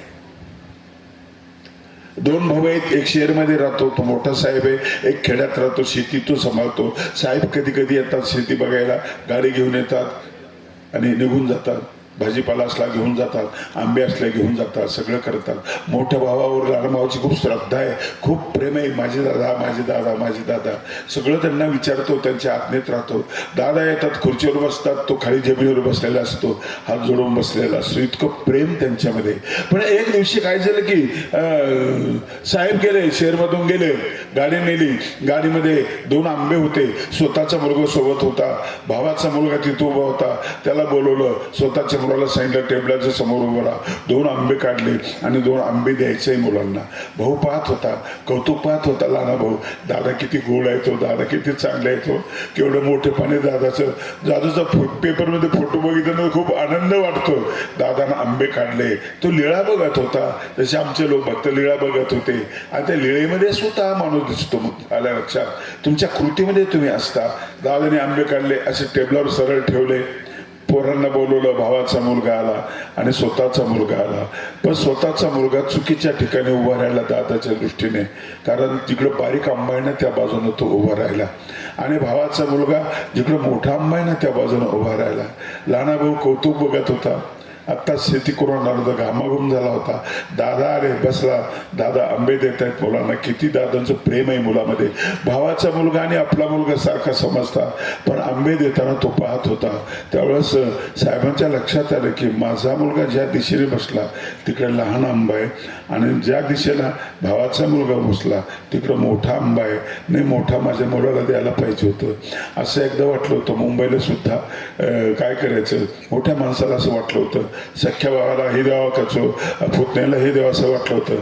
ते वाढता वाढताच गोंधळ झाला आणि फूट पडली, निष्ठा संपली. यानं कसं केलं मग तो आंबा देत असताना असं आंबा, दोन्ही आंबे उचलले, असे हात केले आणि त्या मुलांना दिले. ही आढी आहे, ही व्यंकटी आहे, प्रत्येकामध्ये असते. जातीबद्दल असते, सगळ्या गोष्टीबद्दल ही आढी असते. ज्ञानाच्या गणितामध्ये ती बसवलेली असते, ती आडी असते. खाली बसलेला भाऊ चटकन उठला, म्हटला दादा मला वेगळं निघायचंय. अरे अचानक काय झालं तुला? नाही, आत्ता झालं ते, गोष्ट खरी, आत्ताच झालं ते. आता मी तुम्हाला बघितलं, इतर ठिकाणी नाही दिसतंय मला तुम्ही. दादा झालंय काय? तुमच्या हाताला आडी पडली दादा. ज्या मनामध्ये आडी असते ना नको त्याच्या जवळ राहणार. काय फरक पडत होता तुम्हाला? गोण्या आंबे देत होतो आपल्या इथले. खूप आंबे खाल्ले तुम्ही, खूप आंबे खाल्ले. एका आंब्यासाठी ही आडी तुमच्या हातामध्ये तुम्हाला सरळ देत आली दादा. खळांची व्यंकटी सांडू, दुष्टपणा म्हणजे वक्रता. जातीमध्ये, प्रांतामध्ये, सगळ्या गोष्टीमध्ये जी दुष्टता आहे आज आपण भोगतोय की आपणच आपल्याला भोगतोय. तुमचा सनातन धर्म धोक्यामध्ये आहे, फार धोक्यामध्ये आहे, खूप धोक्यामध्ये आहे. एकनाथजी शिंदे माझ्या शेजारी बसले होते, मोदी साहेबांना मी भेटलो त्यावेळेस. ते सांगितलं की तुम्हाला मोदी साहेबांची भेट झाली तर नवरात्रात आमच्या पंक्ती असतात, कधी जिलेबी, कधी बर्फी, कधी पुरणपोळी, कधी काही. स्मरणाला बसतो आम्ही, पण ते चेहरे आमचे टापसलेले असतात, चेहऱ्यावर आळस असतो, एक धुंदी असते, स्मरणाची स्फूर्ती आमच्यामध्ये नसते, स्मरण सुख नसतं, चेहरा साथ देत नाही. तुम्हाला चेहराच बनवायचा आहे जीवनामध्ये, बनवायचं काय? तुम्ही बनवला बंगला, तुम्ही बनवली दूध डेअरी, पण चेहरा नाही बनवला, तुम्ही नाही बनवला प्रसन्न चेहरा. आणि चेहरा बनवला नाही म्हणून त्यामुळे भिकारी झाले, भिकारी झाले. विवेकानंदाचा फोटो तुमच्या घरात कशाला नाही? आमच्याकडे तसा चेहरा. गाडगे बाबाचे फोटो आमच्या मराठवाड्यात कशाला नाही? असं वैराग्य कुठेच बघितलेलं नाही. ज्ञानेश्वरांचा फोटो घरात कशाला नाही? ती योग, ती पसाईदान आणि ती ज्ञानेश्वरी नाहीये. हे सगळे चेहरे आपल्या कुठंच नाही. आपणही वापरत नाही, नाही वापरत, आपले सुद्धा वापरत. यशनेतून प्रवास करताना मुलगा शेजारी बसला, 10वीला होता, कंडक्टर आला, त्यांनी पास काढला. खिशीतून पाच काढला, पाकिट निघालं, त्यात मला एक फोटो दिसला. त्याला पंचिंग केलं, कंडक्टर निघून गेला. त्याला म्हटलं तुझ्या खिशामध्ये फोटो, किती छान फोटो आहे रे. तो होता शाहरुख खानचा. तो म्हटलं जाऊ द्या महाराज, काय त्याचं नाही. म्हटलं खरंच छान आहे, खूप चांगला माणूस आहे, खूप कलाकार चांगला आहे. आणि हृदयात ठेवलं, तो पॉकेटमध्ये ठेवला, अगदी छातीजवळ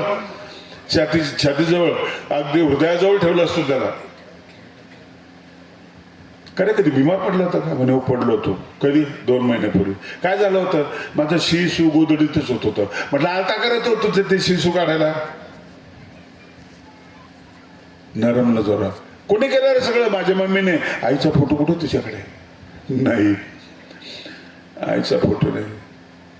पैसे कोण दिले डॉक्टरचे? पप्पाने. पप्पाचा फोटो दाखव. नाहीये.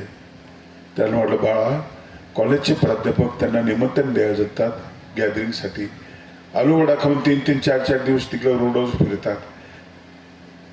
तो देत नाही. दिलं तर खूप पैसे घेतो.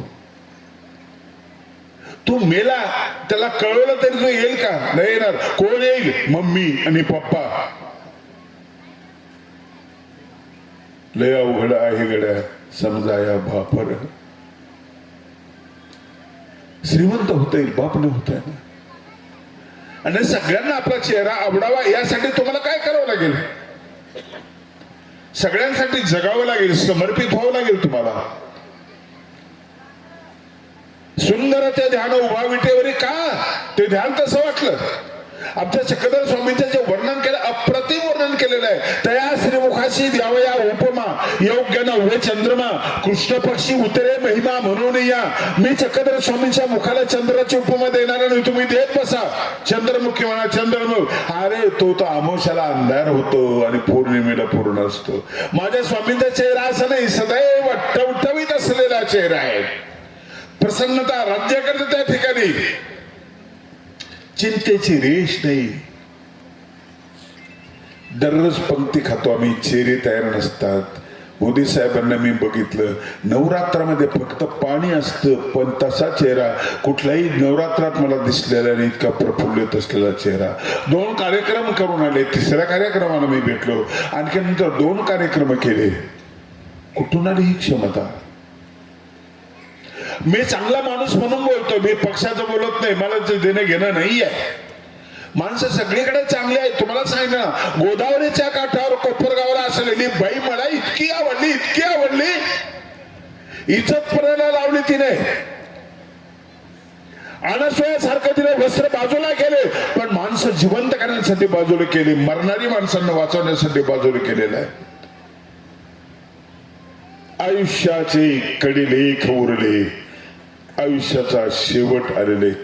आता काय करायचं? ते तरी ईश्वरा देव, ते तरी परमेश्वराला द्यायला पाहिजे. ईश्वराला द्यायला पाहिजे. प्रत्येकात शक्ती आहे, लक्षात ठेवा, तिचा सदुपयोग करा. ईश्वराला द्यायला पाहिजे. शेवटचे कडेलेख. पण एकदम नाही, तयारी करावं लागेल आपल्याला. आणि आपली दृष्टी व्यापक करावं लागेल, आत्मक करावं लागेल. ती आणखी बनलेली नाहीये. त्या दिवशी बाबासाहेबांबद्दल बोलत असताना मला खूप बरं वाटलं. ते बोलताना त्या विषयाची मांडणी केली ना, मला खूप बरं वाटलं. दादा मला गाडीत बसवा, अशी अवस्था. नंतर त्यांनी संविधानाच्या चौकटी सगळे माणसं बसवले. कुठला भेदभाव न करताना सगळी माणसं बसवली. ते हिंदू विरोधी नव्हते. असते ते हिंदू कोडबिल ते नाही लिहिलं नसतं. त्यांच्यावरचे एक भजन लिहिलं ते, म्हणून मी त्यांच्यावरचं एक गाणं आहे, ते गाणं म्हणून मी शेवट करणारी आता माझ्या प्रवचनाचा.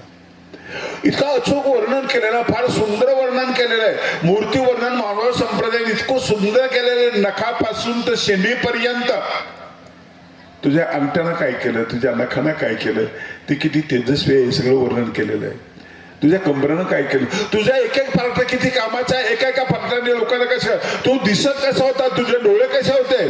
कमल वदना कमल नयना हे कमला कांता, समळ हे माझे जीवन देवा. माझं जीवन चांगलं करतो. कमल कांत आहे, कमल नयन आहे. कमल नाही नसतो. अरे भ्रमराला सुद्धा भ्रम झाला की हे डोळे नाही ते कमल आहे. आता तुझ्या डोळ्याभोवती गुंजाराव करत होते. बाबासाहेबांचं गीत पुण्याचा गायक आहे, कोणी लिहिलं कुठल्या कवीने मला माहिती नाही. तुम्हाला तुमच्या आदर्शाबद्दल काही कविता लिहायची असली तर तसं लिहिण्याचा प्रयत्न करा. मुद्दे थोडक्यात मुद्दे आणा. दोनच कडवे म्हणतो मी. आकाश मोजितो आम्ही भीमा तुझ्यामुळे. आकाश मोजितो आम्ही. काहीच मोजता येत नव्हतं रे बाबा. जमीनच नव्हती तर जमीन कशी मोजू. पैसाच नाही तर पैसा कसा मोजू. अज्ञानी होतो आणि आत्ता लागलो मोजायला आम्ही. आकाश मोजितो. आभाळ व्यापक आहे, मोजतोय मी तुझ्यामुळे. सूर्याचं पृथ्वीचं अंतर मोजलं आम्ही, तू शिकवलं म्हणून. रक्तातल्या थेंबातल्या बिमाऱ्या मोजतोय आम्ही. आम्हाला मोजलं. गुरवत होतो मेलेले बाहेर, असे आम्ही होतो. आता आम्ही साहेब झालो, शिकलो आम्ही. आकाश मोजितो आम्ही भीमा तुझ्यामुळे. ही कृतज्ञता आहे. कडूबाई खरा सुद्धा म्हणते, मै सोन्यान बाई सोन्यान सोन्यान भरली ओटी. मया भीमान भीमान माय सोन्यान भरली ओटी. ओटी सोनं समजून घ्या. खूप माग असलेले लोक आज ते प्रगत झालेले आहेत. आकाश मोजितो आम्ही भीमा तुझ्यामुळे. संकट झेलितो आम्ही भीमा तुझ्यामुळे. संकट झेलतो आम्ही. खचून जायचो पहिले, झेलतो. बंदूक नको आम्हाला, अनुभव तो नको रे. आता मला बंदूक नको संरक्षणासाठी आणि फार काही नको आहे. शब्दाने शब्दाने शब्दाने मारितो आम्ही भीमा तुझ्यामुळे. शब्द शस्त्र आहे आमच्याकडे. आज प्रगतीवर आहे, खूप प्राध्यापक आहे, खूप चांगले ऑफिसर राहिले ते. भीमा तुझ्यामुळे एक माणूस असा उद्धार करतो. स्वामींची सुरुवात आहे, स्वामींची सुरुवात आहे. स्वामींनी सुरुवात केली. जीव सर्वाधिकारी आहे. काय सुंदर गीत आहे. कसं वर्णन करावं आहे. किती सुंदर वर्णन आहे. तुझ्यामुळे हे सगळं झालेलं आहे. शिर कापले तरी वंदन तथागताला. इतकं पक्क पडवलंच तू आम्हाला की आमचा शिर कापला तरी आम्ही दुसऱ्या कुणाला नमस्कार करणार नाही. 22 प्रतिज्ञा आम्ही अभ्यासल्या. आम्ही ते आचार करतोय. शिर कापले तरी वंदन तथागताला. येथेच येथेच येथेच वाकतो आम्ही भीमा तुझ्या. सगळं म्हणत नाही मी, मोठं येते. पण तुमच्या देवाचं वर्णन करायचं. तुम्हाला कविता जर त्यातलं नेमकं काय घ्यायचं, त्यांनी काय काय शिकवलं. स्वामींनी शिकवलं आम्हाला काय आमच्यापर्यंत पोहोचलं का. सुरुवातीला व्याकरण स्वामींनी दिलं मराठीला, आलं का आमच्यापर्यंत. शब्दकोश आम्हाला स्वामींनी दिला, आलं का आमच्यापर्यंत.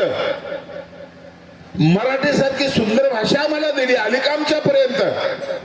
महावाक्य काय त्या पोथीचाच आहे का, मूर्ती प्रकाश मध्ये आहे. महावाक्य हे पूजा अवसरामध्ये आहे. जय परम महंता जीव देहातिरिक्ता. जय हत भवदर्पा सच्चिदानंद रूपा.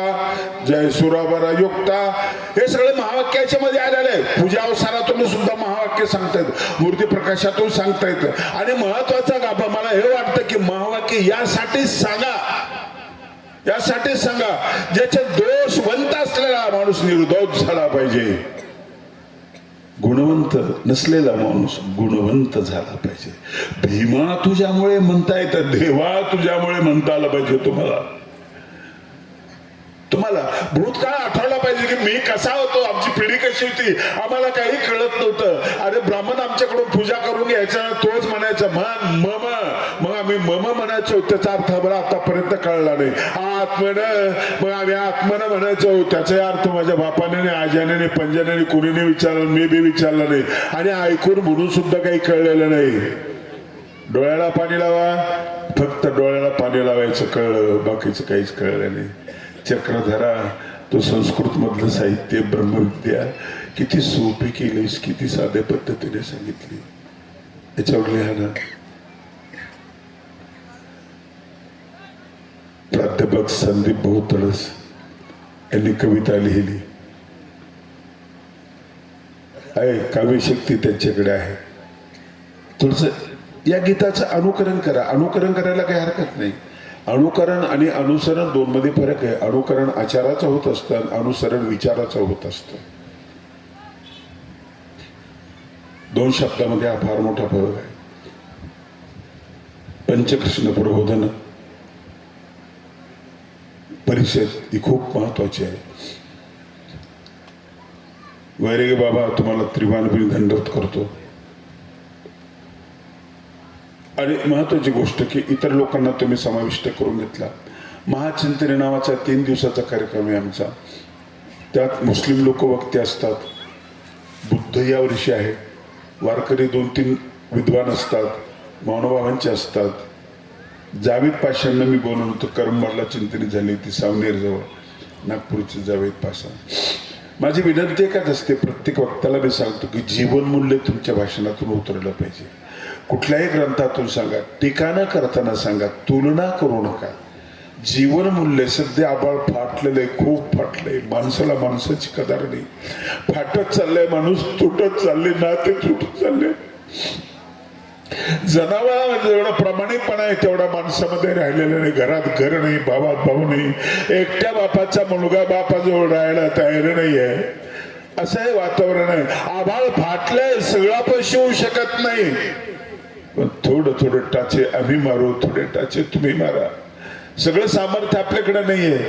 टाचे मारण्याचं काम आपण करू, जोडण्याचा प्रयत्न करू. माझ्या श्री चक्रधर स्वामींनी क्षुद्रा नदीवर पूल बांधला ना, एकाच शिळेचा पूल आहे, एकाच शिळेवरची ती लीळा आहे. एक शिळा एक लीळा.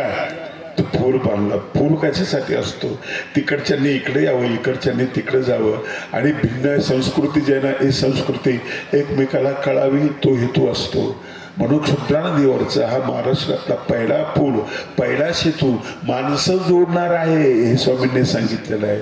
सर, या पुलावर एखादी कविता लिहा ना तुम्ही, सुंदर कविता लिहा. फक्त पुलावर क्षुद्रा नदीचं नाव क्षुद्र आहे, सागर नाही. सागर आणि क्षुद्र नदी फार थोडं अंतर आहे.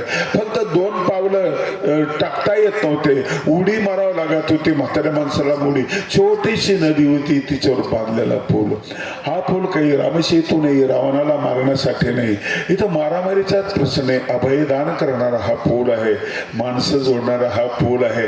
त्यानंतर खूप पूल तयार व्हायला पाहिजे, ते आमच्यामध्ये खूप तयार व्हायला पाहिजे. ते आतापर्यंत स्वामींच्या लीळा चरित्राने जगाला वळसा घालून यायला पाहिजे होतं. किती उशीर झाला रे, किती उशीर झाला. जगाला वळसा घालायला ब्रह्मकुमारी वगैरे आणि आपण बघतोय ना, जगभर पसरलेले आहेत. काय केलंय आम्ही, काय केलं? आता देवाला प्रायश्चित करा. आता काय करायचं?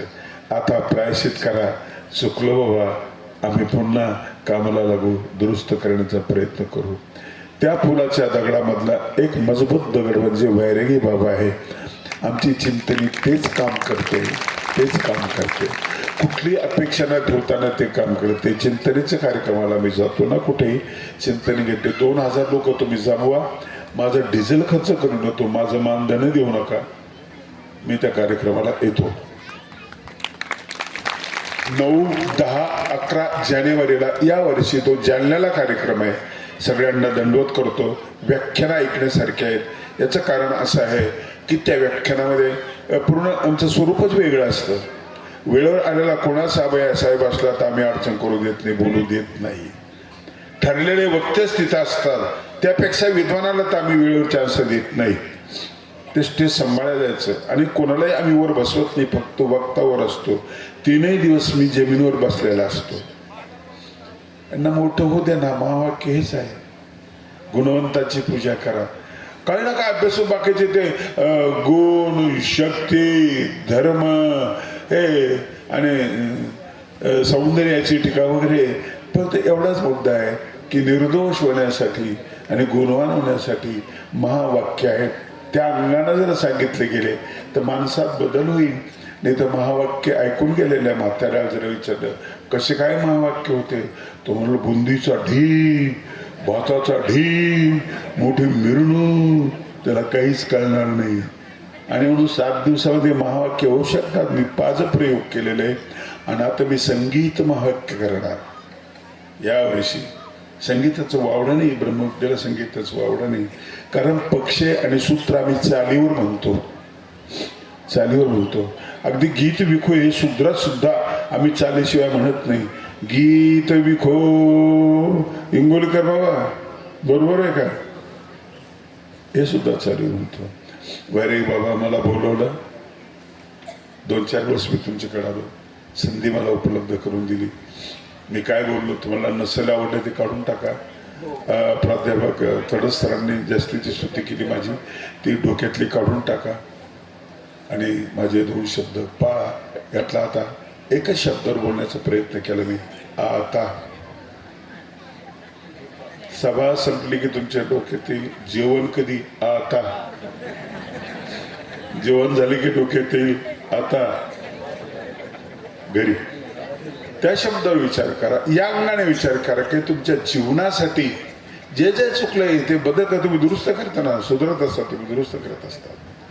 तेवढं करा, एवढं सांगतो. माझे 2 शब्द संपवतो. खूप खूप धन्यवाद बाबा.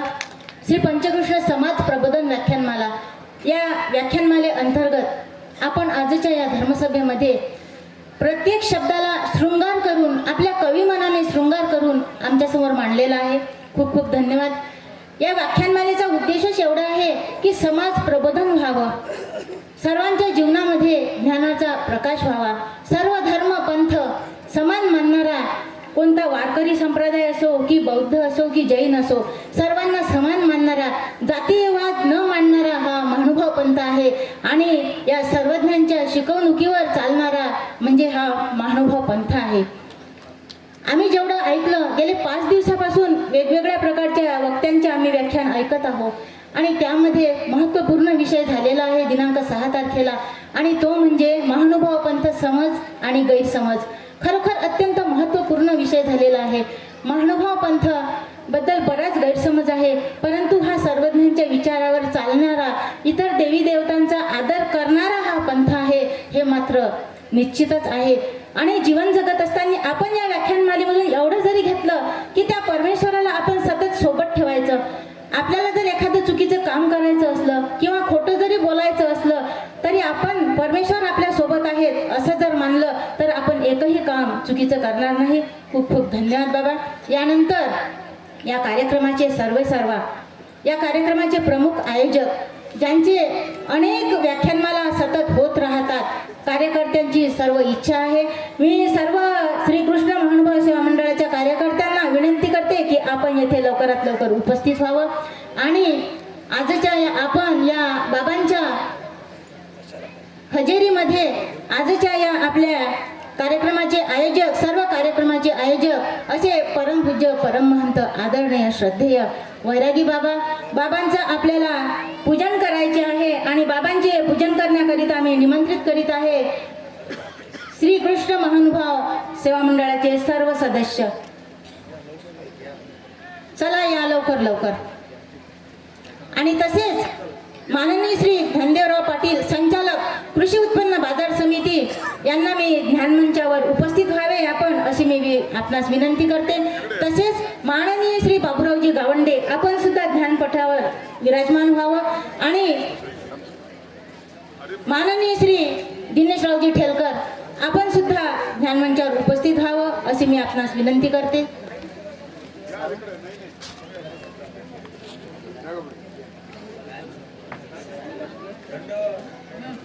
माननीय श्री ज्ञानदेवराव पाटील, संचालक कृषी उत्पन्न बाजार समिती.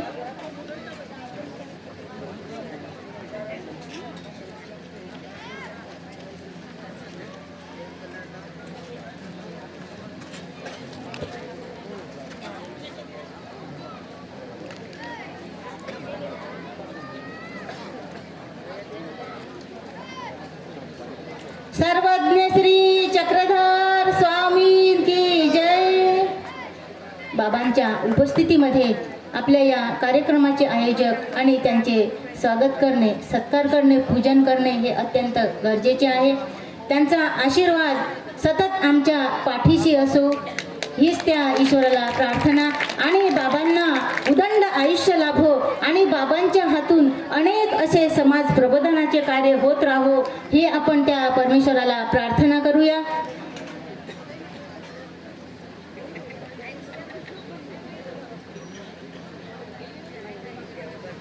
आणि यानंतर ज्यांनी काल आपल्याला मंत्रमुग्ध करून टाकलं आणि त्या ईश्वरीय भजनामध्ये